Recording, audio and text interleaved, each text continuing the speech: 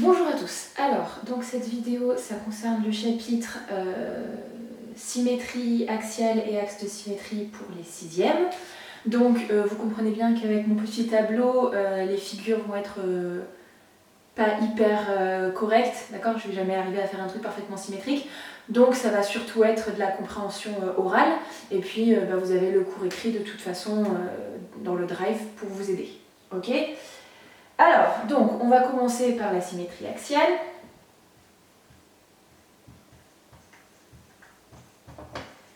Et vous vous en doutez, si on parle de symétrie axiale, c'est parce que c'est une symétrie autour d'un axe. D'accord? Donc, la première chose à faire, c'est de tracer une droite. Cette droite va être mon axe de symétrie. La droite D. Ok? Donc, si jamais je fais une figure,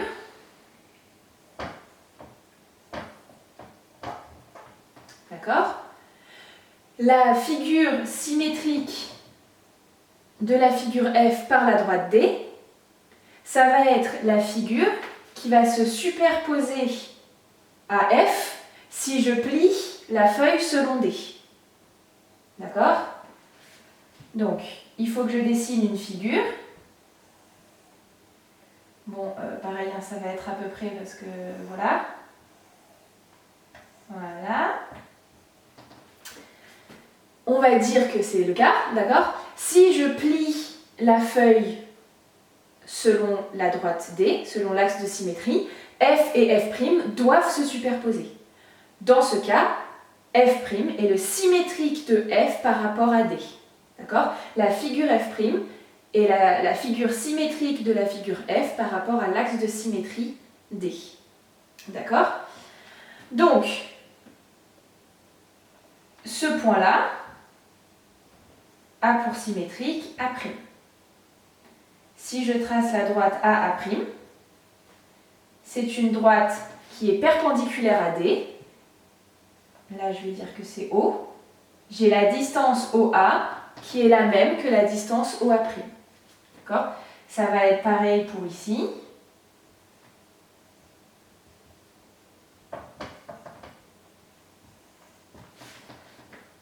Et ça va être pareil pour ici. Bon, c'est pas trop le cas. Attendez, hop. Voilà.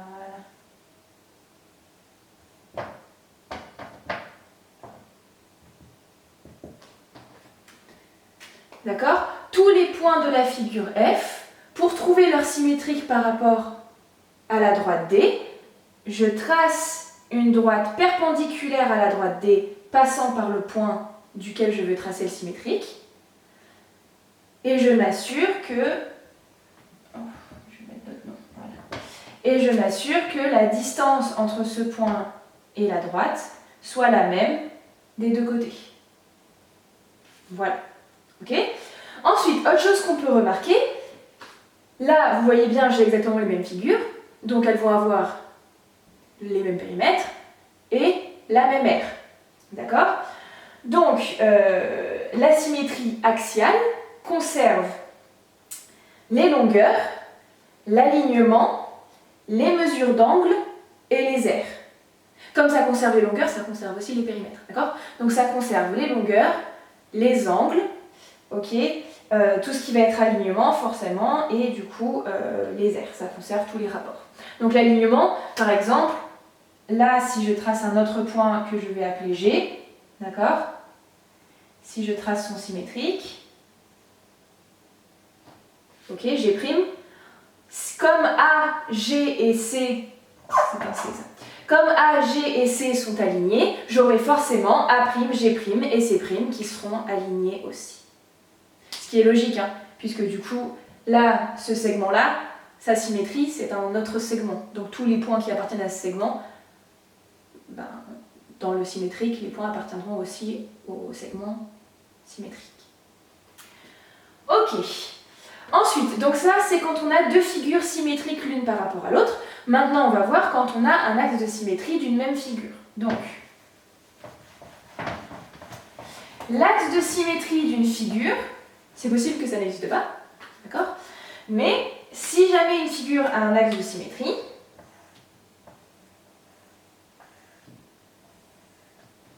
Là, il est évident. L'axe de symétrie, je vais le mettre en rouge. L'axe de symétrie, il est là. L'axe de symétrie d'une figure, c'est si quand je place l'axe de symétrie et que je plie ma feuille, j'ai bien les deux parties de ma figure qui se superposent. D'accord? Cette partie de ma figure se superpose à cette partie quand je plie selon la droite D. Ok? Et du coup, si vous m'avez suivi tout à l'heure,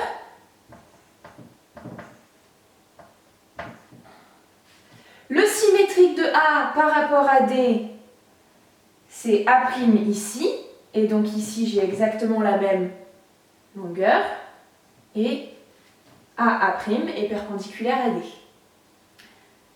BB', c'est pas très... Ah, l'art de dessiner sur un tableau. Hop! Bon, en fait, ça va me mettre exactement les mêmes longueurs que là, hein, puisque c'est un rectangle. Hop! B', c'est le symétrique de B, et C et C', eh ben, ils sont au même endroit. Hein? En réalité, tout point qui appartient à l'axe de symétrie, son symétrique, c'est lui-même. D'accord? Ok. Et donc là, on parle de symétrie axiale. Là, vous avez trouvé un axe de symétrie d'une figure, c'est donc une symétrie axiale. Ok. Alors, qu'est-ce que ça veut dire? Donc, je viens de le dire, mais je vais le réécrire proprement. Qu'est-ce que ça veut dire que M ait un symétrique M' par rapport à une droite D? Alors, on va prendre une droite. On va prendre un point M qui n'appartient pas à la droite. Je le redis, si M appartient à la droite, son symétrique, c'est lui-même. Donc là, pour que ce soit pertinent, je vais prendre un point M qui n'appartient pas à la droite. Pour trouver le symétrique de M par rapport à D, qu'est-ce que je dois faire? Je trace la droite perpendiculaire à D passant par M. Je prends un compas ou ma règle. En général, le compas, c'est plus précis. Pouf! Je mesure la distance entre le point là qu'on va appeler I et M, et je vais tracer le cercle de centre I et de rayon IM. Hop. Voilà. J'ai trouvé M', le symétrique de M par rapport à la droite D. Ok? Et donc, on peut remarquer quelque chose. MM', si je prends le segment MM',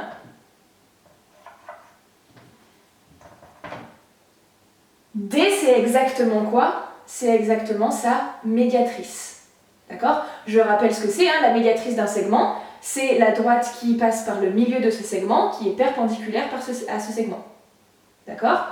Donc, M', c'est le point, pour trouver M', en fait, M', c'est le point tel que MM' est pour médiatrice l'axe de symétrie D. D'accord? Dans ce cas, D, c'est la médiatrice de MM'.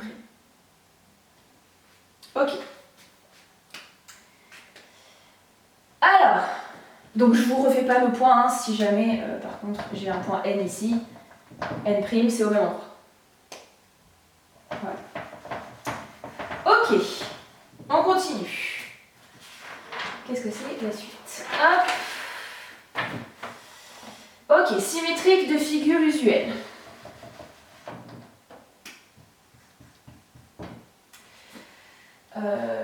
Hop, figure usuelle, on va juste mettre. Ploup. Alors, le symétrique d'une droite par rapport à une droite, c'est une droite.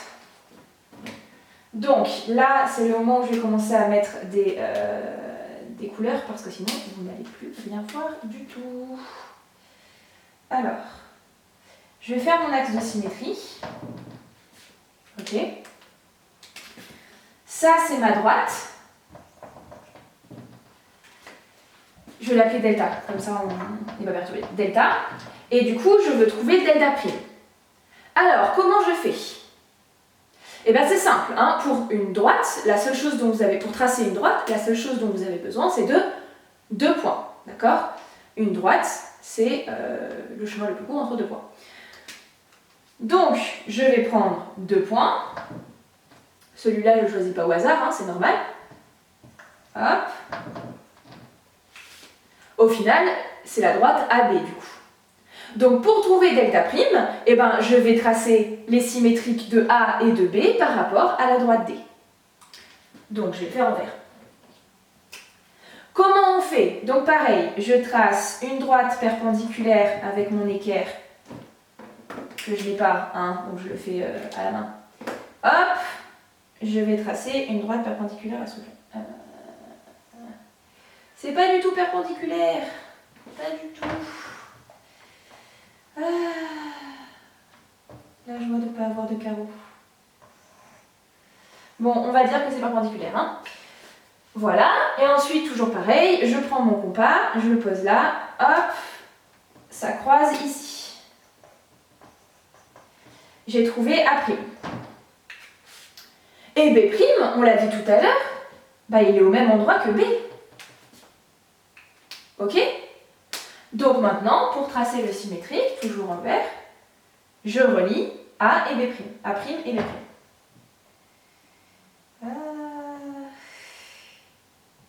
Allez, on est tous prêts pour la droite, pas droite? À peu près, franchement, pas mal, pas mal. Hop, ça y est, vous avez trouvé delta prime. Delta prime est la symétrique de delta par rapport à D. D'accord? Donc on remarque un truc là, c'est que si jamais delta, il est où? Delta et D sont séquentes, delta prime et D seront séquentes aussi, et exactement au même point. D'accord? Donc si delta et D sont séquentes en B, delta prime et D seront aussi séquentes en B. Ok. Et donc forcément, il y a l'autre cas qui est assez évident, c'est si D et delta sont parallèles. On va dire qu'elles sont parallèles. Dans ce cas, delta prime sera aussi parallèle à D, donc les 3 droites sont parallèles entre elles. Et pour la trouver, hein, toujours pareil, je prends 2 points éloignés, hop,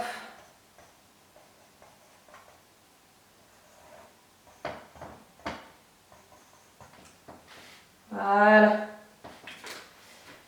Je prends 2 points distincts de delta, je trace la perpendiculaire, je prends mon compas, hop, pouf, j'atterris là, hop, pouf, j'atterris là, à peu près, hein, bien sûr. Et vous avez votre delta prime. Ok?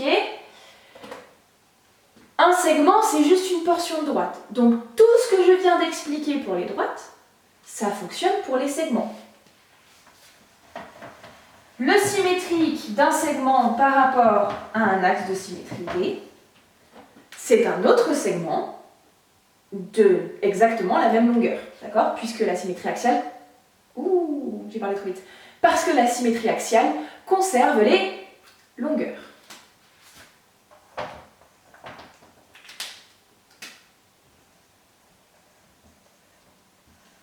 Hop, donc pareil, je fais là, alors, à peu près là, c'est grand, là, et hop, voilà. Donc, A'B' est le segment qui est le symétrique de AB par rapport à D, et la longueur AB est la même que la longueur A'B'. Super. Ensuite, dernière symétrie, encore une fois assez évidente, symétrique d'un cercle. Alors, si je fais un cercle, le symétrique d'un cercle, c'est un cercle, d'accord? Et pour le trouver, eh ben, c'est simple, je vais d'abord tracer le symétrique du centre du cercle. Donc, hop.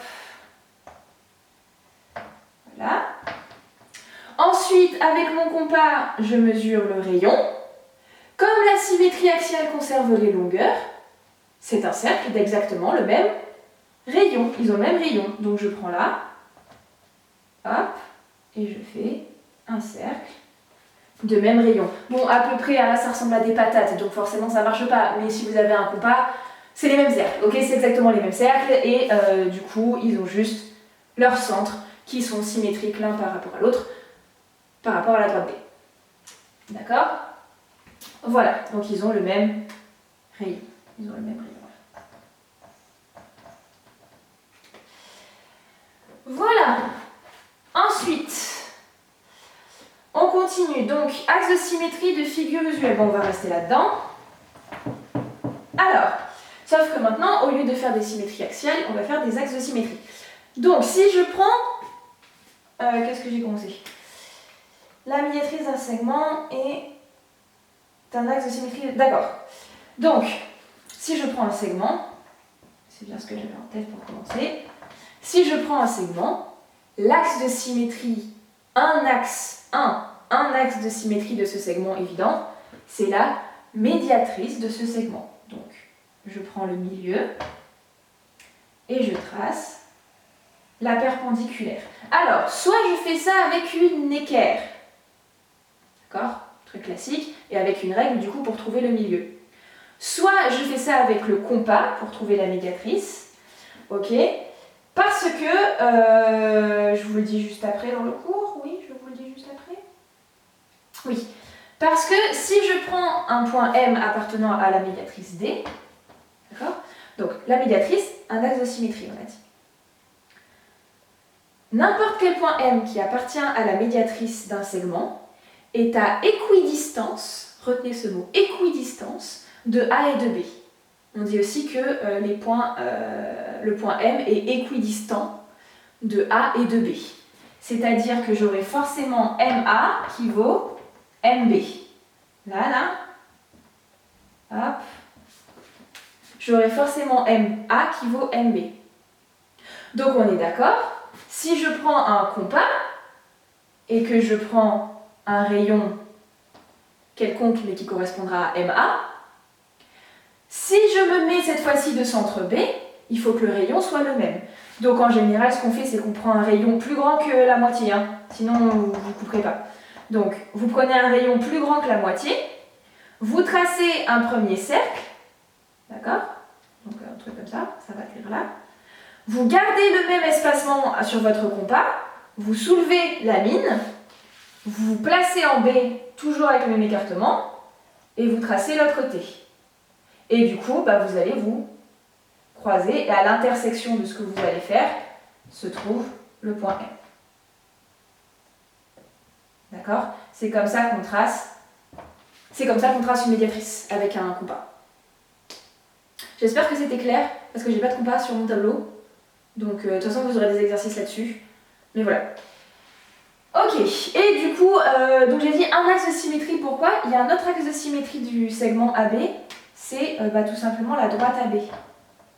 La droite AB est un axe de symétrie du segment AB.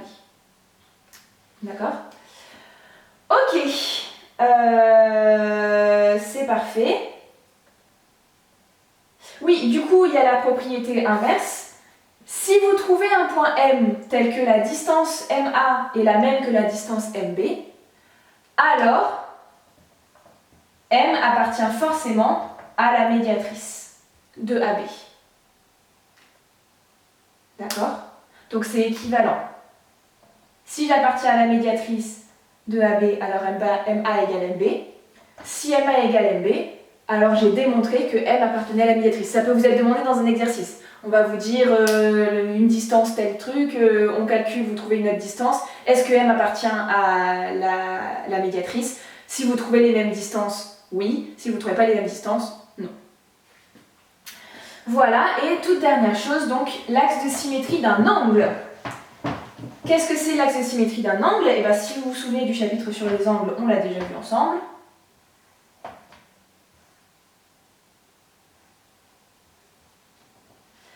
C'est la bissectrice. D'accord? L'axe de symétrie d'un angle, c'est sa bissectrice. et ça coupe l'angle en deux angles égaux. D'accord? Donc on se rappelle, hein, si là j'ai 46 degrés, là j'ai 23 et là j'ai 23. Ok, et ben écoutez, c'est tout pour ce chapitre. Encore une fois, c'est très visuel, j'ai beaucoup parlé, j'espère que c'était clair. À part travailler sur vos feuilles avec des compas, avec des règles et essayer de comprendre ce qui se passe, ça va pas être évident pour vous, donc il faut juste bosser quoi. Donc toujours pareil, hein, si vous avez des questions, n'hésitez pas à m'écrire en commentaire ou à m'envoyer un mail comme d'habitude et on se revoit au prochain chapitre.